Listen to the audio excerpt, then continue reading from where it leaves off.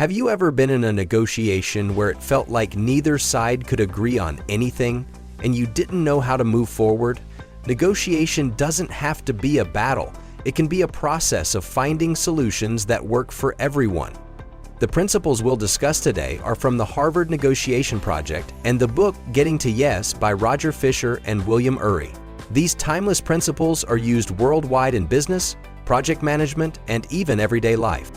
In this video, we'll break down the Harvard principles of negotiation, apply them to real-world project management scenarios, and show you how they can be just as useful in your personal life.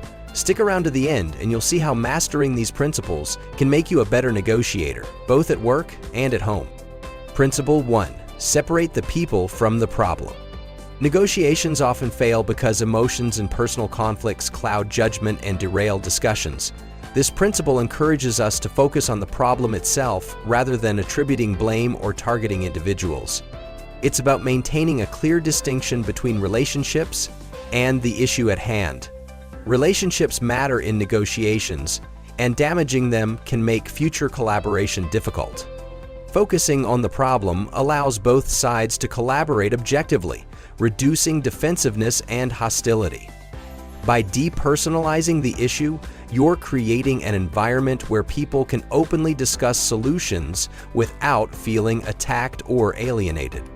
Imagine a disagreement between a team member and a client about deliverables. The client might say, "Your team isn't delivering quality work," which can feel like a personal attack. Instead of reacting defensively, the project manager could focus on the issue by saying, "Let's take a closer look at the deliverables and discuss what changes would make them align with your expectations." This shifts the conversation from blame to problem solving, making it easier to reach a solution. Principle 2.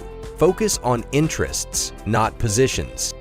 Positions are the demands that people state in a negotiation. For example, "We need this done in 2 weeks."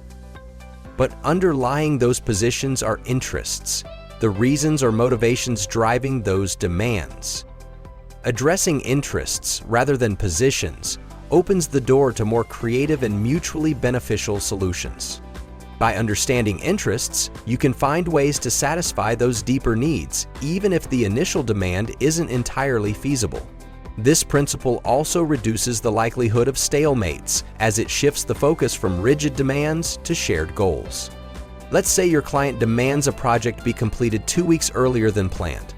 Instead of focusing solely on whether the deadline can be met, ask why the earlier delivery is necessary. You might learn that it aligns with a product launch. With this information, you can suggest a phased delivery, completing critical features first to meet their need while giving your team enough time for the remaining tasks. This approach addresses the client's interest without overburdening your team. Principle 3. Generate options for mutual gain. Too often, negotiations narrow in on a single solution too early, limiting opportunities for creative problem solving. This principle emphasizes the importance of brainstorming multiple options before making a decision. The more possibilities you explore, the greater the likelihood of finding a solution that benefits everyone. Encouraging open dialogue and collaboration fosters trust and ensures that all parties feel heard. Even if not all options are feasible, the process itself can reveal innovative approaches that might not have been considered otherwise. Imagine you're working with a tight project budget and a stakeholder wants additional features. Instead of outright rejecting the request, bring your team together to brainstorm. Could you repurpose existing resources? Could less critical features be postponed to make room for the new ones? Generating options opens the door to creative solutions that might not be obvious initially. Principle 4. Use objective criteria. Subjective opinions can lead to disagreements and make negotiations feel arbitrary or unfair. Using objective criteria, such as data, standards, or benchmarks, ensures that discussions are grounded in facts and measurable outcomes. This approach not only reduces conflict, but also builds credibility and trust between parties. Objective criteria act as a neutral guide for decision-making. They remove personal biases and allow both sides to focus on what's reasonable and fair based on external standards. Let's say you're negotiating rates with a contractor. Instead of relying on personal opinions about what's fair, Bring in market research or past contracts to set expectations. For example, based on similar projects, contractors in this range typically charge between X and Y. Let's discuss where your rates align. Objective data creates a neutral ground for discussions and minimizes unnecessary back and forth. Let's look at a comprehensive project management scenario where these 4 principles come into play. Let's say 2 departments in your organization need access to the same set of resources, a specialized team or equipment. One department argues that their project has a higher priority, while the other insists that their deadlines are tighter. Step 1. Separate the people from the problem. Start by acknowledging everyone's frustration without taking sides. For example, say, "I understand that both teams are under pressure to meet important goals. Let's focus on how we can manage the resource constraints to support both projects effectively." This approach calms emotions and keeps the discussion professional. Step 2.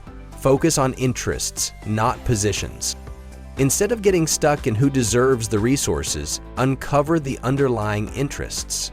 One department might need the resources to meet a client's delivery date, while the other may require them to maintain quality standards. Understanding these interests helps frame the discussion around mutual success rather than competition. Step 3.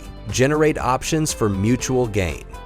Bring both teams together to brainstorm solutions. Could the resources be shared during off-peak times? Could one team temporarily adjust its schedule to prioritize the other? Or could additional resources be brought in to support both projects? Generating options ensure that every possibility is explored. Step 4. Use objective criteria. Finally, guide the decision using data, such as workload metrics, client commitments, or financial impact. For example, if one project has a tighter deadline that directly affects revenue, it might take precedence.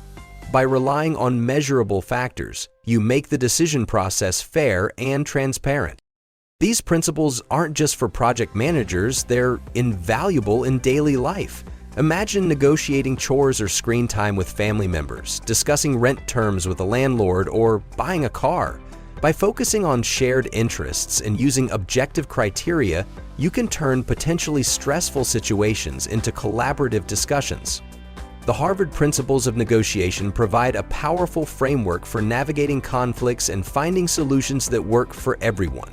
By separating people from the problem, focusing on interests, generating options, and using objective criteria, you can transform how you approach negotiations.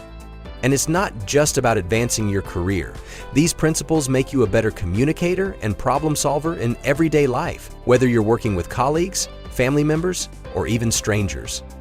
If you found this video helpful, please give it a thumbs up. Your support helps us create more valuable content. Don't forget to subscribe and visit pmaspirant.com for more insights into project management. Finally, I'd love to hear from you.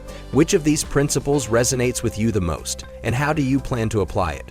Share your thoughts in the comments below. Thanks for watching, and I'll see you in the next video.